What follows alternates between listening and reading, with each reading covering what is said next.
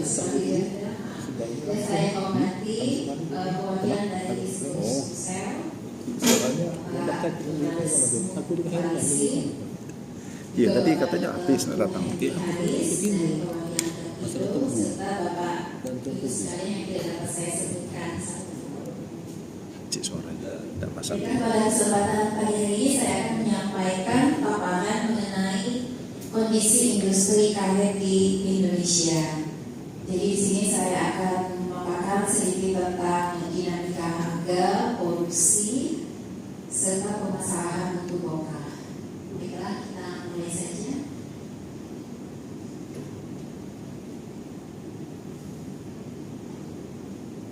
Nah, mungkin pertama kita lihat terlebih dahulu bagaimana sejarah tanaman karet di Indonesia. Jadi pada awalnya tanaman karet diperkenalkan di Kebun Raya Bogor pada tahun 1864. Kemudian dikembangkan di Sumatera sebagai tanaman perkebunan pada 1903. Kemudian di Pulau Jawa pada 1906. Dan juga terbentuknya sebuah lembaga yang dinamakan dengan Arjemund Force Station The Force ini pada 1916. Jadi lembaga ini berperan penting dalam penelitian dan pengembangan teknologi perkebunan karet. Jadi sejak saat itu karet alam berkembang pesat dan pada awal abad ke-20 menjadi salah satu komoditas perkebunan terkemuka di Indonesia.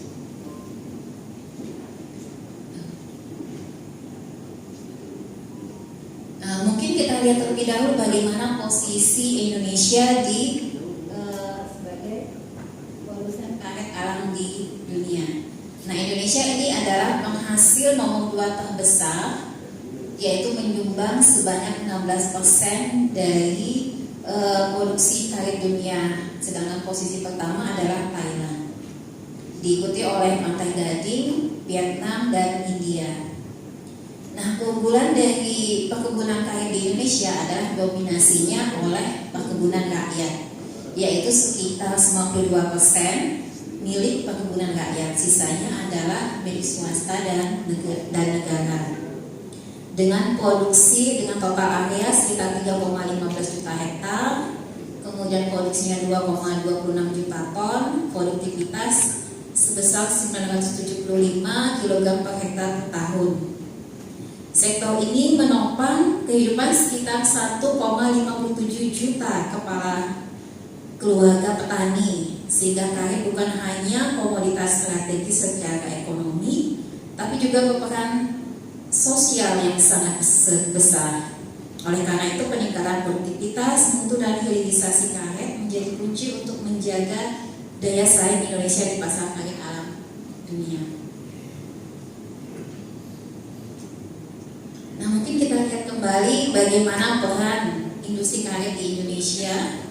Seperti sudah saya sebutkan sebelumnya bahwa perkebunan karet ini mendorong ekonomi rakyat karena tadi didominasi oleh petani rakyat, di mana sumber pendapatannya tadi adalah 1,57 juta keluarga petani, terutama di pedesaan, sehingga berperan penting dalam menjaga stabilitas sosial dan ekonomi daerah.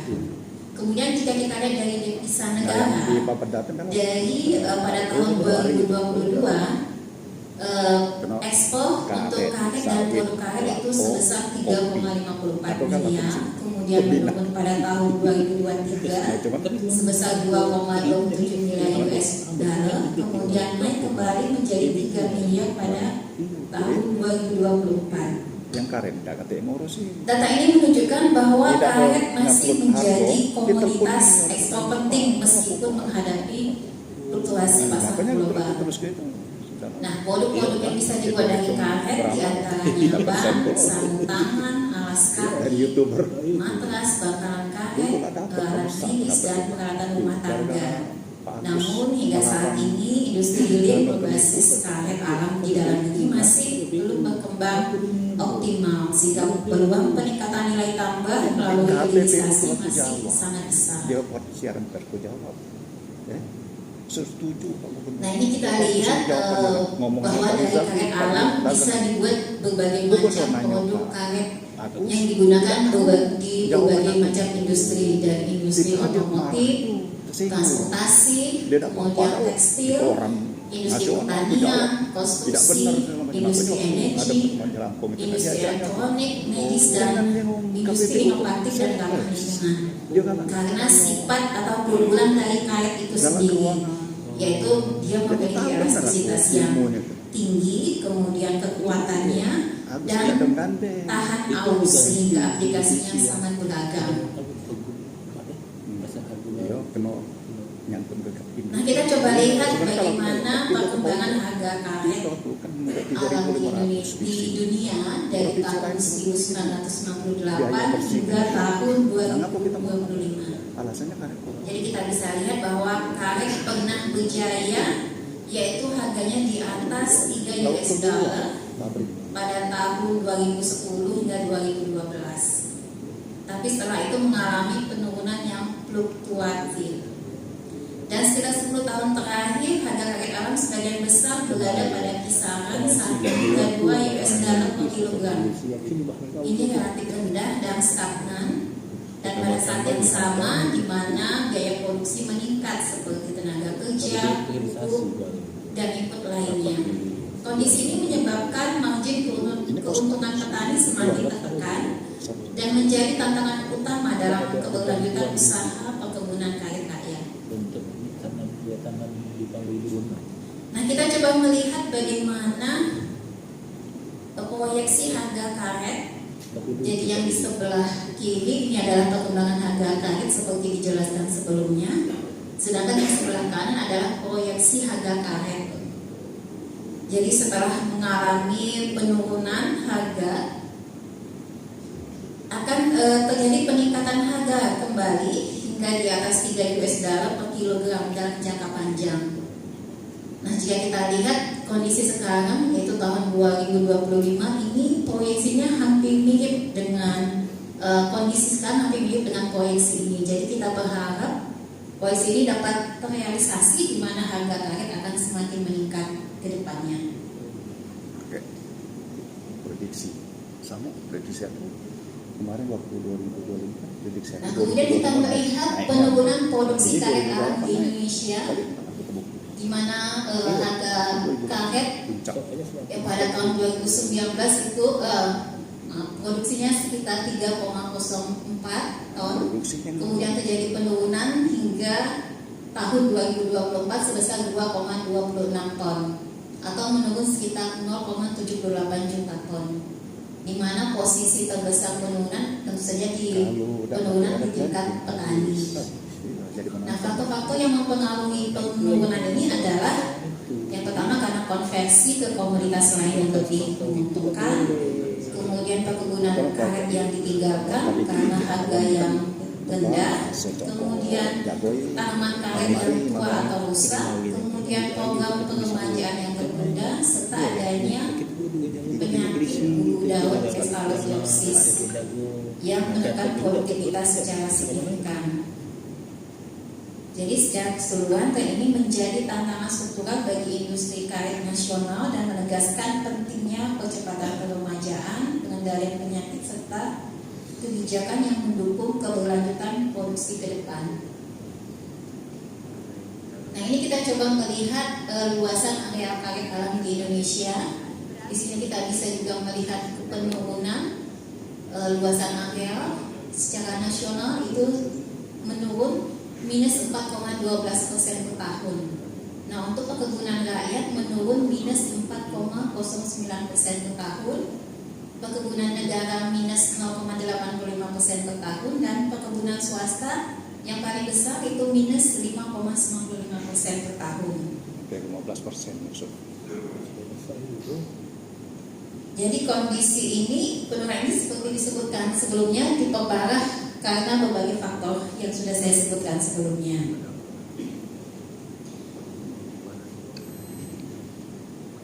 Jadi bukan hanya produksi, tapi juga luasan lahan yang mendorong penurunan dari produktivitas dan juga hasil yang diperoleh oleh petani. Nah, mungkin kita lihat kembali bagaimana usaha dari masing-masing negara penghasil karet untuk menghadapi tantangan atau hambatan dalam industri karet di negaranya. Seperti di India, mereka mendapatkan subsidi dari pemerintah 85 juta dolar selama 2 tahun untuk penanaman, juga subsidi 5.000 per hektar untuk penanaman replanting, dan lembaga mereka mendorong produk khusus serta pengurangan pajak di perusahaan dan subsidi untuk pendirian unit pemrosesan pabrik. Sedangkan di Thailand terdapat subsidi untuk petani kecil yaitu 45 juta dolar, kemudian libur pajak perusahaan, kemudian juga ada pembebasan pajak ekspor. Untuk Malaysia, mereka memberikan pinjaman tanpa bunga untuk pembelian pupuk atau pestisida, pengurangan pajak perusahaan selama 5 tahun, kemudian MRP-nya mendorong produk khusus dan pembebasan pajak ekspor. Sedangkan di Vietnam, pekebun diberi akses mendapatkan bahan tanam bersertifikat, perusahaan diberikan libur pajak selama 15 tahun, kemudian perusahaan diberikan pembebasan biaya masuk mesin dan keringanan pajak untuk aplikasi hilir. Jadi dengan kebijakan-kebijakan dari pemerintah ini, kita harapkan Indonesia juga memiliki kebijakan yang terintegrasi dari hulu hingga hilir. Sejalan dengan hal itu, saat ini pusat penelitian karet juga diminta untuk oleh Kementerian Pertanian menyusun naskah akademik BPDB karet sebagai dasar pembentukan mekanisme pendanaan berkelanjutan yang diharapkan mampu memperkuat daya saing industri karet nasional ke depan. Jadi kita harapkan BPDB karet ini dapat terwujud ke depannya. Nah, mungkin kita coba melihat histori kembali bagaimana program pemerintah dalam peningkatan mutu bokar. Nah, perkembangan spesifikasi mutu di masa depan semakin ketat, terutama masalah kadar kotoran. Dan komitmen pemerintah dimulai sejak 10 April 2010 melalui Gerakan Nasional Bokar Bersih yang dicanangkan di Banjar, Kalimantan Selatan pada 23 Maret 2010. Ini sebagai upaya awal perbaikan mutu di tingkat petani. Mungkin Bapak Ibu yang hadir di sini masih ingat dengan program bokar bersih ini. Sejalan dengan itu, regulasi SK Menteri Pertanian nomor 38 tahun 2008 ini tentang pedoman pengolahan dan pemasaran bokar untuk tingkat petani. Nah, untuk saat ini SK ini diupayakan untuk direvisi sebagaimana sudah disebutkan oleh Bapak sebelumnya, dan Menteri Pertanian meminta masukan dari pemangku kepentingan seperti Apkarindo, Gapkindo, Puslit, serta pihak-pihak lain agar kebijakan dihasilkan lebih relevan dengan kondisi terkini industri karet. Selanjutnya juga ada SK Memperindah nomor 53 2009 ini tentang pengawasan mutu bokar di pabrik dan pedagang, dan juga didukung oleh SK Memperindah nomor 54 tahun 2016 ini tentang pengawasan mutu bokar yang diperdagangkan. Nah, seluruh kebijakan ini menunjukkan kesinambungan upaya pemerintah dalam membangun rantai pasok karet nasional yang bermutu dan berdaya saing.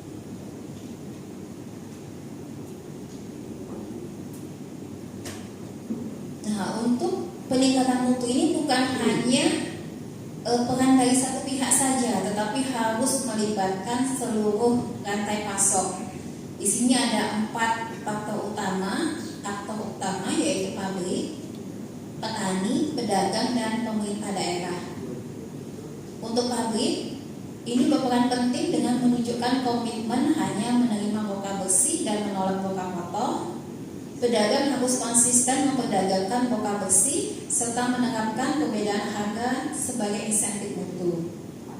Pemerintah daerah berperan melalui penyuluhan yang berkelanjutan dan penguatan kebijakan agar semua pihak mengutamakan bokar bersih.